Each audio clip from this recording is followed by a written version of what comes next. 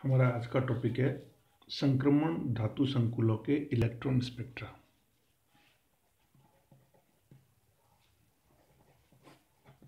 संक्रमण धातु संकुलों के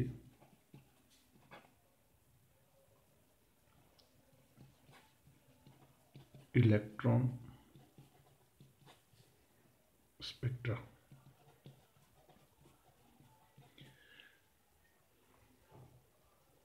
ये अपने आप में एक बहुत इम्पोर्टेंट टॉपिक है और इससे संबंधित हमने आपको पिछली टर्म्स में एक चीज़ बताई थी कि किस प्रकार डी ट्रांजिशन और चार्ज ट्रांसफर स्पेक्ट्रा के आधार पर हम ट्रांजिशन मेटल कॉम्प्लेक्सेस के कलर की व्याख्या करते हैं, संकुलों के रंगीन होने को समझाते हैं। उसी कड़ी में हम उस स्पेक्ट्रा को समझने के लिए कुछ महत्वपूर्ण चीज़ों को पहले समझ लेते हैं और उन महत्वपूर्ण चीज़ों में सबसे इम्पॉर्टेंट महत्वपूर्ण चीज़ है स्पेक्ट्रोस्कोपिक निम्नतम अवस्था। स्पेक्ट्रोस्कोपिक निम्नतम अवस्था। ये स्पेक्ट्रोस्कोपिक निम्नतम अवस्था क्या है? इंग्लिश में इसको बोलते हैं स्पेक्ट्रोस्कोपिक ग्राउंड स्टेट।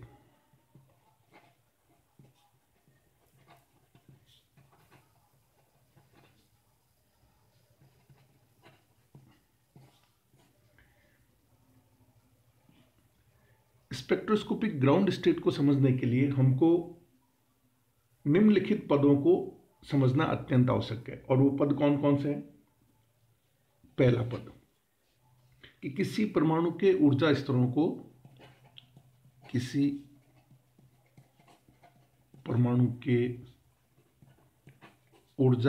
को चार क्वांटम संख्याओं के आधार पर समझाया जा सकता है। चार क्वांटम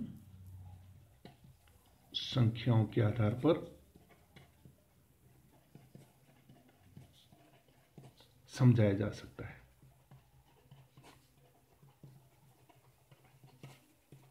कौन कौन सी है चार क्वांटम संख्या? सब अपन पहले पूर्व की कक्षाओं में पढ़ के आए। पहली है प्रिंसिपल क्वांटम नंबर, जिसको हम n से रिप्रेजेंट करते हैं, जिसको हम मुख्य क्वांटम संख्या कहते हैं। और n का मान 1, 2, 3, 4 अप टू इन्फिनिटी कुछ भी हो सकता है। दूसरी है एजीम्यूथल या सब्सिडियरी क्वांटम नंबर, जिसको हम L से रिप्रेजेंट करते हैं। और L का जो मान होता है वो n पर डिपेंड करता है। 0 से n-1 तक कुछ भी हो सकता है, तो n इसमें इंपॉर्टेंट चीज है। तो 0 तो होगा जब n इजिकल टू 1 है, तो 1-1 0, 1, 2, 3 एंड सो ऑन। तीसरी क्वांटम संख्या जिसको हम मैग्नेटिक क्वांटम नंबर या चुंबकीय क्वांटम संख्या कहते हैं, इसको हम m से रिप्रेजेंट करते हैं। और इसका मान जैसे इसका मान इस पे डिपेंड करता है, वैसे इसका मान इस पे डिपेंड करता है। कैसे डिपेंड करता है कि for a given value of L, m का मान जो होगा वो -L से 0 सहित +L तक होता है। ठीक है ना? इसको हम जैसे P के कॉन्टेक्स्ट में देखें, जहाँ P के लिए L का मान 1 है ना? P सब सेल P के लिए L इजिकल टू 1 है, तो -1, 0 और +1, तो ये मैग्नेटिक क्वांटम नंबर हो गया। और चौथी क्वांटम संख्या जो है वो स्पिन क्वांटम नंबर या चक्रण क्वांटम संख्या है, जिसको हम ms या खाली s के द्वारा रिप्रेजेंट करते हैं। और इसके दो ही मान हैं, एक +12 और दूसरा -12। तो किसी परमाणु के ऊर्जा स्तरों को चार क्वांटम संख्याओं के आधार पर समझा जा सकता है। ठीक है ना? अब जब हम इलेक्ट्रॉन भरते हैं तो हम क्या देखते हैं कि हम सबसे पहले न्यूनतम ऊर्जा स्तर में इलेक्ट्रॉन भरते हैं। तो इसके लिए हम क्या करते हैं? हुंड एवं पाउली के नियमों की पालना करते हैं। पाउली के नियमों का पालन करते हुए मुंडे एवं पाउली के नियमों का पालन करते हुए हम क्या करते हैं, सबसे पहले न्यूनतम ऊर्जा स्तर में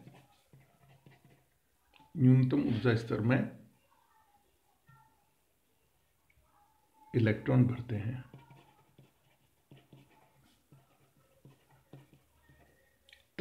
उसके बाद में हम अन्य उच्च ऊर्जा की कक्षाओं में इलेक्ट्रॉन भरते हैं।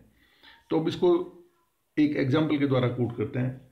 अतः देखें आप, क्या हाइड्रोजन एक इलेक्ट्रॉन है, इसका इलेक्ट्रॉनिक कॉन्फिगरेशन प्रथम कक्ष s उपकोष और उसमें ये एक इलेक्ट्रॉन।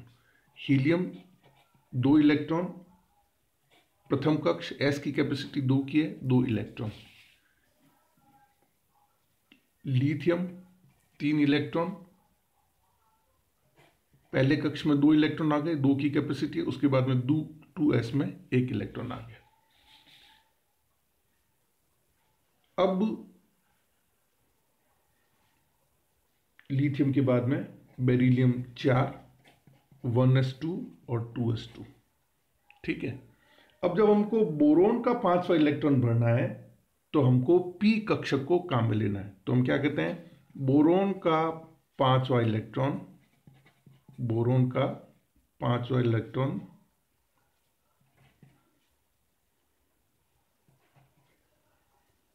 और बोरोन के बाद में जो भी है उनका जो इलेक्ट्रॉन होगा वो कहां भरा जाएगा,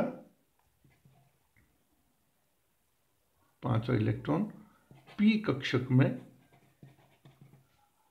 और आने वाले इलेक्ट्रॉन उसके बाद वाले, बोरोन के बाद में कार्बन का भी इलेक्ट्रॉन p कक्ष में, और इस तरह से नियोन तक इलेक्ट्रॉन हम p कक्षक में भरते हैं।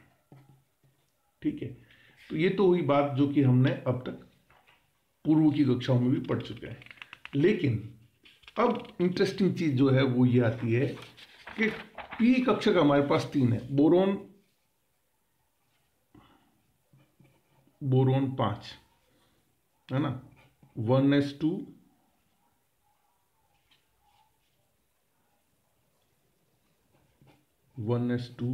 2s2 और 2p1। 2p में 1 इलेक्ट्रॉन भरा जाएगा। लेकिन हमारे पास में p कक्षक कितने हैं, 3 p कक्षक हैं। 3 अपने पास में p कक्षक हैं, है ना। और इस बोरोन 5 के लिए n = क्या हो गया, 2, l = हो गया 1। पर m की हमारे पास में 3 फैसिलिटीज, m+1 भी हो सकता है, m0 भी हो सकता है और m-1 भी हो सकता है, जिसको हम px, pz और py कहते हैं।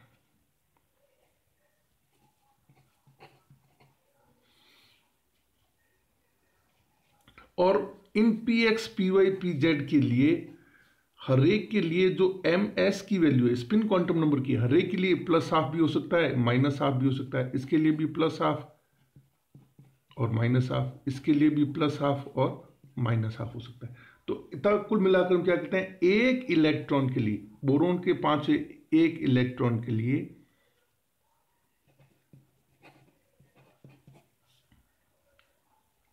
हमारे पास में 6 संभावित संभावना है।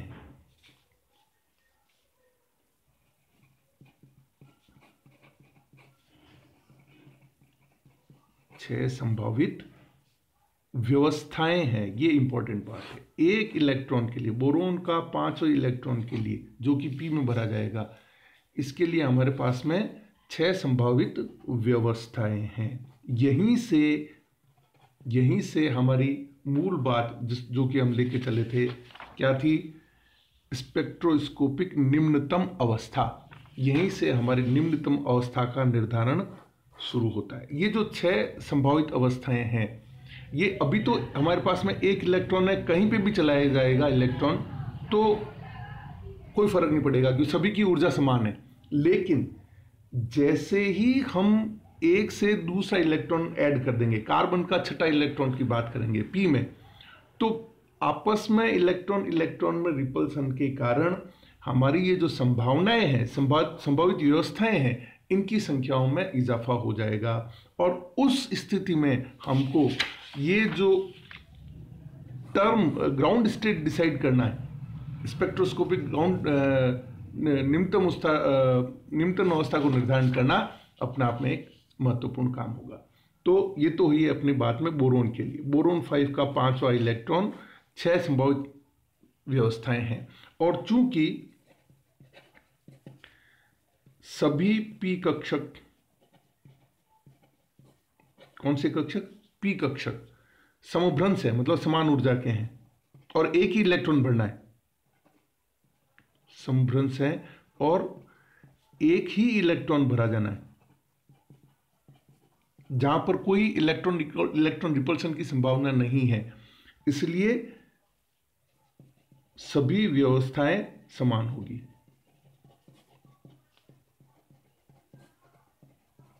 ये जो 6 व्यवस्थाओं, संभावित व्यवस्थाएं बताई हमने, कौन कौन सी?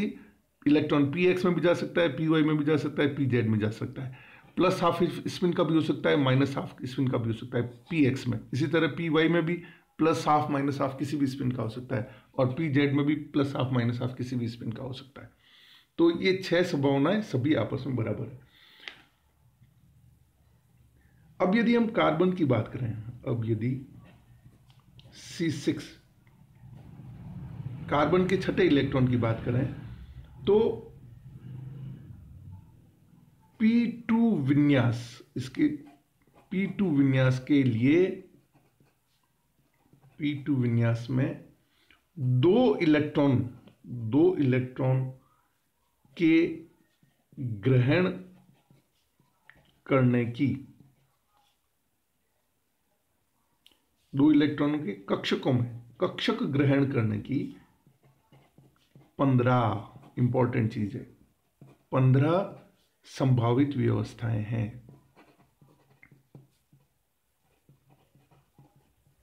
अब ये कौन कौन सी है 15 संभावित व्यवस्थाएं? देखें,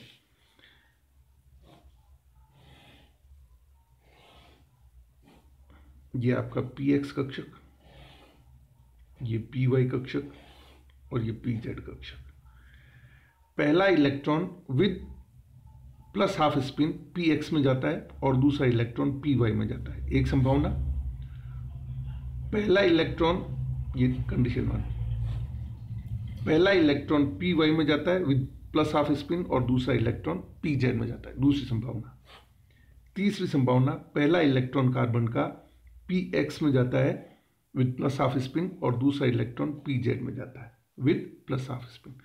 चौथी संभावना, पहला electron with anti parallel spin minus half S के साथ में px में जाता है और दूसरा इलेक्ट्रॉन भी माइनस हाफ स्पिन के साथ में py में जाता है।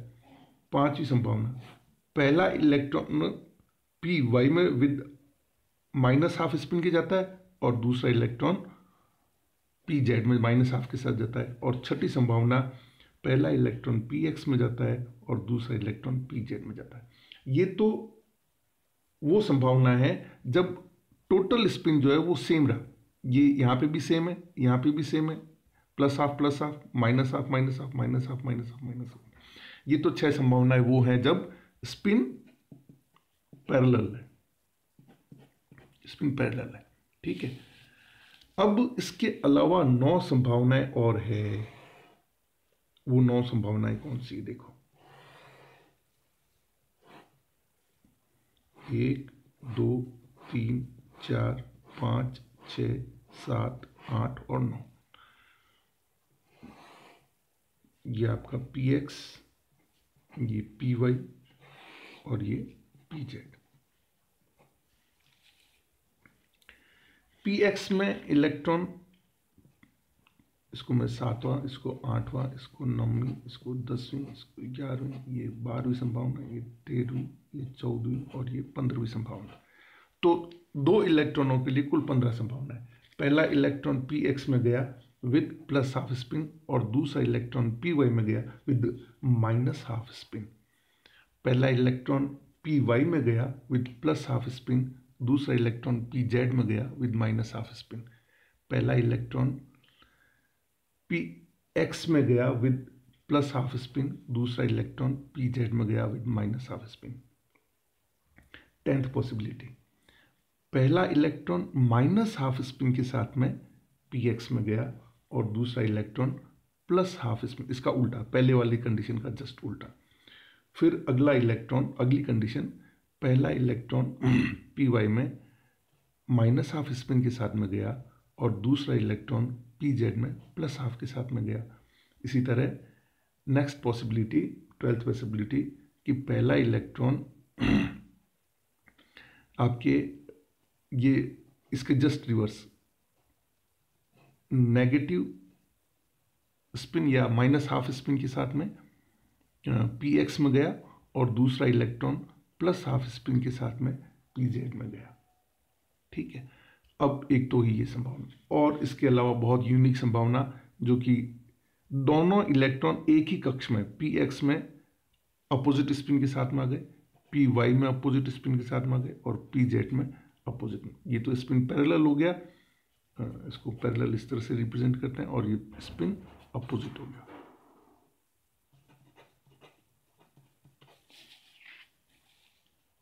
Opposite spin. तो इस तरह से कार्बन के अंदर कुल हमारे पास में 2 इलेक्ट्रॉनों को एडजस्ट करने की 15 पॉसिबिलिटीज हैं। इनको हम बोलते हैं संभावित व्यवस्था है।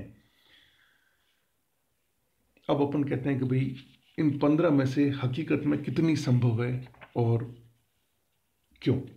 तो हमने ये कहा कि पी कक्षक जो हैं वो समान ऊर्जा के हैं, तथापि उन दोनों इलेक्ट्रॉनों की परस्पर अंतरक्रिया के कारण, पॉइंट क्या है, इंपॉर्टेंट पॉइंट है, दोनों पी कक्षकों के, दोनों पी इलेक्ट्रॉनों के, सॉरी इलेक्ट्रॉन्स की परस्पर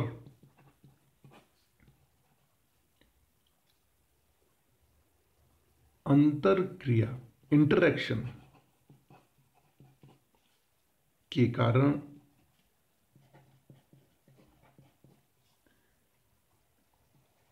इन अवस्थाओं की, ये जो स्टेट्स हमने अभी देखी, इन अवस्थाओं की ऊर्जा में अंतर आ जाता है, और ये जो अंतर आ जाएगा उसमें न्यूनतम ऊर्जा वाली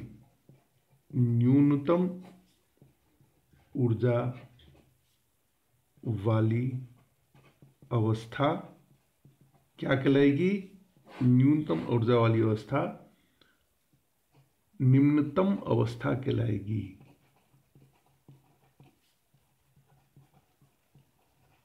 सवाल पूछा जाता है, what do you mean by ground state, this is your ground state. P कक्षकों के इलेक्ट्रॉन्स की परस्पर अंतरक्रिया के कारण जो हमने 15 अवस्थाएं देखी थी, किसमें, P2 में, कार्बन के केस में, उनकी ऊर्जाओं में अंतर आ जाएगा और न्यूनतम ऊर्जा वाली अवस्था वो हमारी क्या कहलाएगी, निम्नतम अवस्था कहलाएगी, उसको हम बोलेंगे ग्राउंड स्टेट।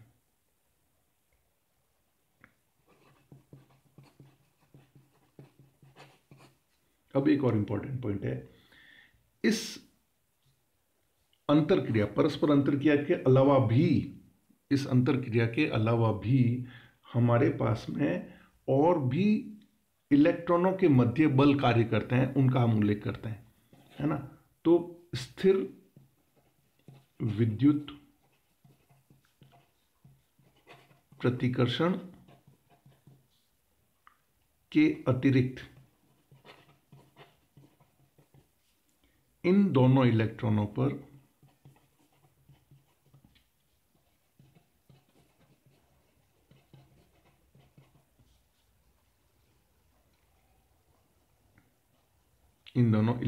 के मध्य निम्न बल कार्य करते हैं। और कौन कौन से वो बल, नंबर ए, चक्रण से उत्पन्न उसके स्पिन से उत्पन्न चुंबकीय क्षेत्र युग्मन।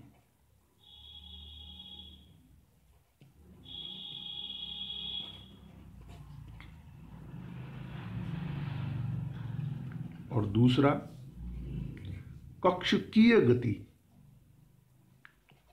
कक्षकीय ऑर्बिटल मूवमेंट, गति से उत्पन्न क्षेत्र युग्मन।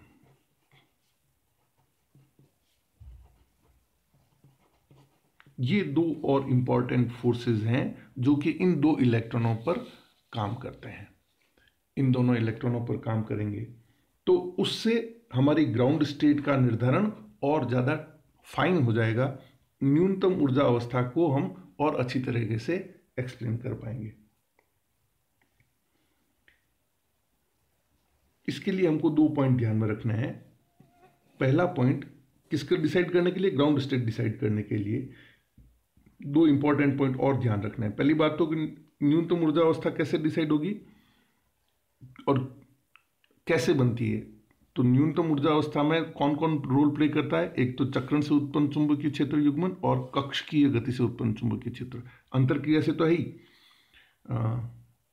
इसके अलावा हमको 2 और न्यूनतम अवस्था ग्राउंड स्टेट डिसाइड करने से पहले ध्यान रखनी है। वो क्या है? किसी उपकोष में विद्यमान, किसी उपकोष में विद्यमान इलेक्ट्रॉनों की ऊर्जा अवस्था, इलेक्ट्रॉनों की ऊर्जा अवस्था प्रत्येक इलेक्ट्रॉन के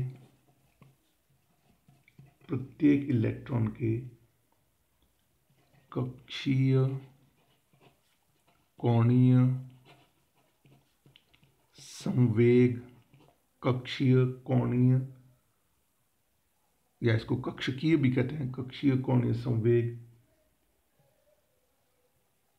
क्वांटम संख्या के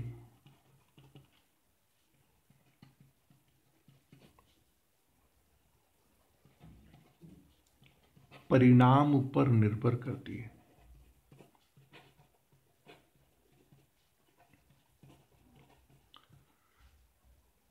प्रत्येक इलेक्ट्रॉन की कक्षीय कोणीय संख्या के परिणाम पर निर्भर करती है। और जितने भी इलेक्ट्रॉन हैं उनकी अवस्था, प्रत्येक उपकोष में विद्यमान इलेक्ट्रॉन की ऊर्जा अवस्था प्रत्येक इलेक्ट्रॉन के कक्षीय कोणीय संवेग क्वांटम संख्या के परिणाम पर निर्भर करती है। अब ये परिणाम कैसे आएगा, जो भी बताते हैं आपको, उसका कैलकुलेशन नेक्स्ट वीडियो में करेंगे। इसका एक छोटा सा उदाहरण, कैसे ये परिणाम पर निर्भर कैसे करती है। समस्त एल, स्मॉल एल मानों के इस परिणामी मान को नई क्वांटम संख्या